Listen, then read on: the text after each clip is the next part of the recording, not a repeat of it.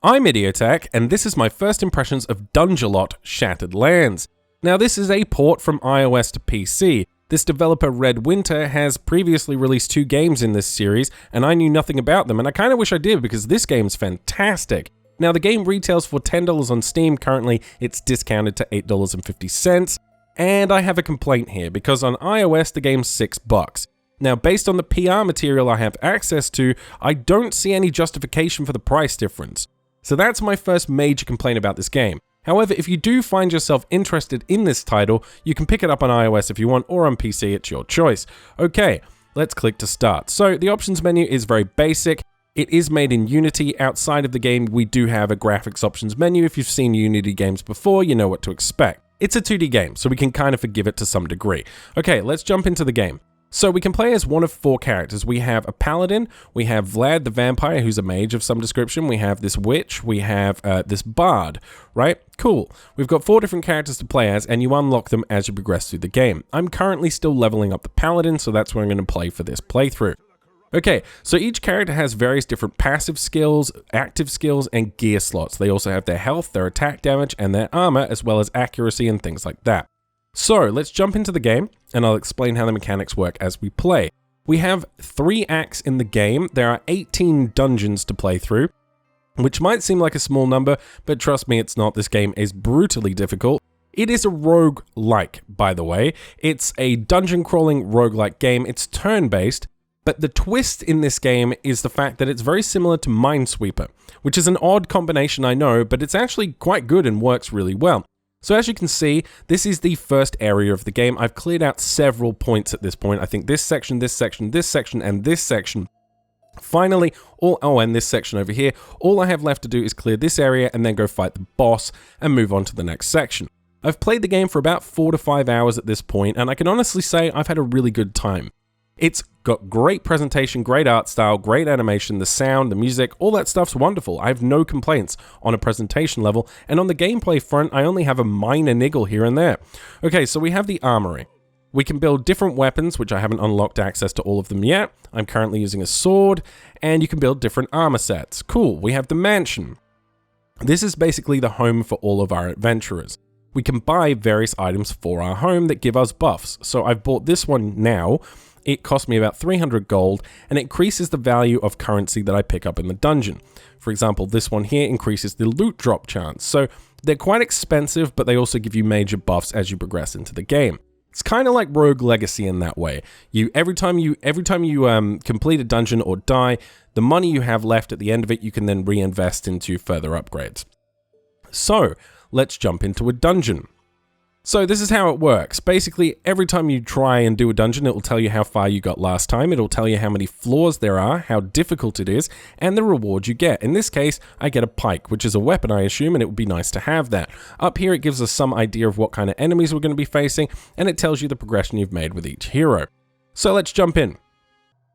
Wait for the loading screen. It's usually not too long. Okay, so this is the game. This is what it looks like. Now, I'll explain the UI first, and then I'll explain the gameplay. Up here, we have the amount of money that we currently have. This is our supply, so similar to games like Darkest Dungeon, you need food to progress through the dungeon. Every time we move through to another floor, we lose one of these supply. If you run out entirely, it'll start eating away into your health and you'll starve to death. That's basically how that mechanic works. Up here we have morale. Now currently our morale is great, which gives us a 20% chance for an extra strike in battle. Very, very useful. This tells us what floor we're currently on. And I've progressed a little way through because I backed out of this game prior. I wanted to get through a couple of the earlier levels in this dungeon so I could show you some of the more complicated elements. Okay, down here we have, for example, here, Holy Light. This is a spell I have available, and here we have Hammer of Justice. Now, in order to activate these, I need to pick up scrolls which drop in the dungeon. Down here we have our armor, here we have our attack, and here we have our health. Over here we have our inventory. In the inventory, I have some items already. As I said, I'm already on floor 6. This is my sword. This is a shield, a big item that I picked up. It increases my armor. This is my basic armor set here. Here we have a little item I can sell. This gives me a buff on my next turn. This gives me one provision but drops my mood. So you pick up lots of different items. It's a roguelike. If you played a roguelike, you know what to expect here. We also have crafting. Now currently I only have access to one recipe, and that's this firebomb. I need this reagent, to craft that. It doesn't cost me any money, which is nice. So, let's get into the gameplay itself. We click these tiles, very similar to Minesweeper, and then we clear certain areas. Now, I've immediately run into an enemy, which is not fortunate for me, and I'm going to have to attack him. I don't have any items that can really help me attack other than this one, so I'm going to use this. This will give me a +1 to 2 bonus on my next strike.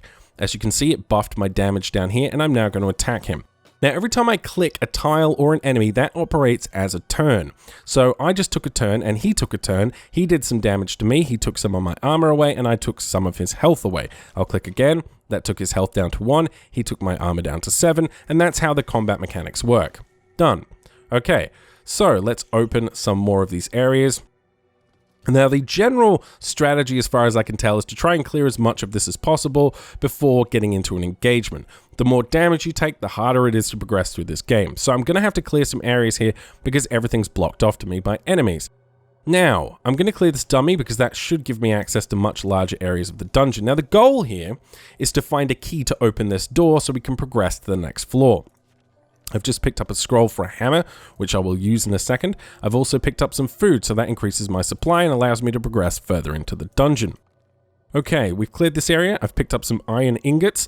Now you can use these iron ingots to buff your armor. So if I use this, it will basically increase my armor. So as I lose armor, I can repair that armor by using iron ingots. Okay, so let's try and clear some more of this. Okay, so we still haven't found the key. I'm going to have to probably clear this skeleton. So I'm going to use this hammer. This should do 3 damage. There you go, it did 3 damage. And when you use this ability or any items you may have, like offensive items in your inventory, that's considered a ranged attack, and as such you won't take any physical damage on your turn. However, if you just click the enemy, you will take damage because that's considered a melee attack. So I clicked on him, he's dead. Cool. Let's try and clear some more of this dungeon. There's a coin, and there's the key. So now the door is open, we can progress to the next stage.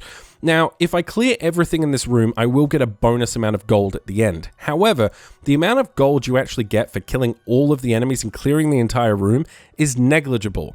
And it would be nice, honestly, if the developers could buff that a bit to give me more of an incentive to actually clear the room, because right now, I don't need to take 5 damage, possibly even 10 damage, to clear this whole room for the maybe 1 or 2 extra gold. So I'm not going to bother doing that. Let's move through to the next stage. Now, one complaint I have in regards to this game, other than the fact that gold is very hard to come by the way, what you just saw on the screen there might have surprised you. This bar down here, this charge bar, I was waiting for that to happen so I could explain it. Basically, we've got these proc chance abilities here. The higher our charge bar, the more likely they are to proc. So I'm going to salvage this item here. Normally I would sell it for money, but I'm going to salvage it to show you how this works. If I salvage an item, it gives me more points in my charge bar. The more points I have, all the way up to 5, the more likely it is that these abilities will proc. And as you just saw, Divine Intervention, God himself will come down and crush an enemy for you at random. It can be very useful. Okay, so this is a different type of enemy. Basically, he has the number 5 next to him. Now, every time we clear a square or take a turn, he will lose one of these points. If we avoid him until he gets down to 0, we don't click anywhere around him, then he will not attack us. And as you can see, he's disappeared. So that's the best way to deal with those guys. Okay, we've just picked up a bomb. I'll illustrate how that works in a moment. Now this monster sucks. It's a kobold, essentially, from World of Warcraft. It has candle on its head. It would be great if it said, you know, take candle. Anyway, basically, depending on the number of squares surrounding him, that will buff his damage and health. He's kind of a pain in the ass. I like to avoid them. So we found the key. Great. Now I can get out of here whenever I want. But I'm going to try and explore as much as possible. Over here, there's a bat, and this guy, which has a shield. Once you've killed the shield, then you can do damage to him. And we have another bag there. So, we now have a bomb, which will do 1 ice damage. We have meat, which will reduce our mood, which is currently quite good, but increase our provision. So this is a last-ditch effort to try and stay alive. I'm not going to use anything right now. I'm going to progress. I want to get to a shop or a random event. Okay, so this is a blacksmith. I've never actually seen this before, so we'll see what it does. Make 10 hammer hits in one game to achieve a new rank. Okay, well, I don't think I'm going to be able to do that. Let's click on this. Okay, cool, we got an item. Let's click on this, see what happens. We get some gold. Okay, you can see the iOS things coming through there. So we actually got an item from interacting with this blacksmith, and he gave us a quest. Now, this item will give us a block chance. Problem is, I already have something like that, so I'm going to sell this when I get to a vendor. I'm going to move on to the next floor. Okay, this is another random event, so you get lots of random events. This time I didn't get anything, but you have a chance to get some kind of boost. And as you progress through the dungeon, these get more and more powerful. So right now it's 5%, later it can get up to 40%. Okay, so now I'm starving, as you just saw. I've run out of provisions and I'm starting to die. This is a problem. So if you click these things, you do get some coins occasionally. This is really the only element of the game that makes it feel like an iOS game. That and the inventory issue, which I'll get into in a moment. Now this is the shopkeeper. If we click this chest, he gives us some provisions this time, which is wonderful. If we click the shopkeeper himself, we can buy items. Now, I'm going to sell some stuff. I don't need this, so I'm going to sell this. I'd prefer not to use this meat, so I'll sell that as well. And this bomb, I don't really need right now. In fact, I'll sell everything. Now, I'm going to buy a fairy bread. Now, this will give me provision, which is something I need. In fact, I'm going to buy 2 of them.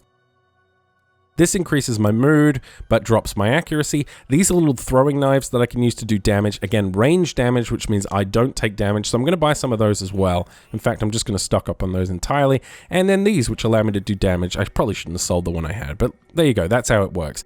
Now, you can also try and steal items. However, paladins aren't particularly good at that, and they'll get penalized for doing so. But you can find an item in the game that will put a bucket on his head and allow you to steal one of his items, which is really, really cool. Okay, so let's back out. So now we have some provisions. I'm going to use them so we don't die and start starving to death.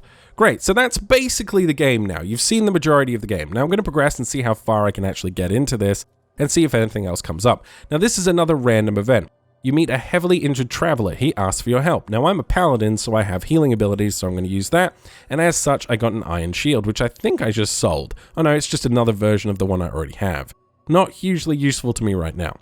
Okay, so this is basically the game. And my only real complaint, other than the fact that gold is somewhat difficult to come by and this game can be kind of challenging, is this inventory system right here. And this is the major complaint. And I'm going to send this video to the developers, and maybe they'll take this feedback on board and maybe release a patch. I don't know. Because this right here is the only key issue that I have that makes me feel like I'm playing an iOS port rather than a dedicated PC title. If I want to throw a knife, let's find a bad guy. Okay, I found the key. Okay, so here's a bad guy, right? If I want to throw a knife at this guy right here, I click my inventory, I click the knife, I click use, I click on the bad guy.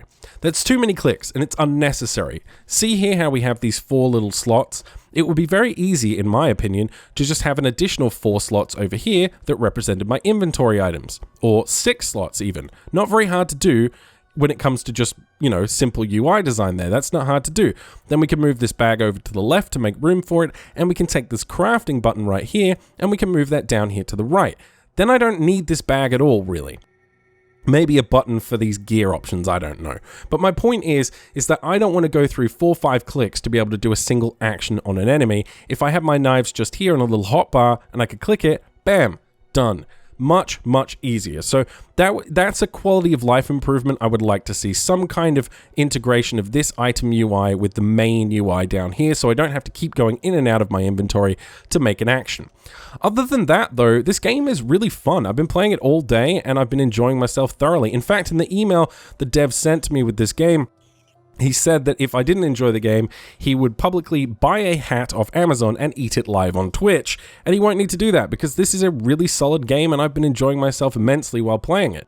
It is challenging, it can be frustrating, and I do have some concerns regarding the price considering the difference between iOS and PC. I don't know if there's any major differences there in terms of the build, and as such, it just seems to me like you're getting slightly more ripped off on the PC version versus the iOS version. Nonetheless, it's a really good game, and you know, for $10 or less, I think it's well worth your time if you like roguelikes and if you're looking for something a little more casual and something a bit more relaxed. So, with all that out of the way, if you found this video useful or helpful in some way, please let me know in the comments below. And as always, if you want to help support the channel, please like, favorite, share, and subscribe, and I will see you guys next time.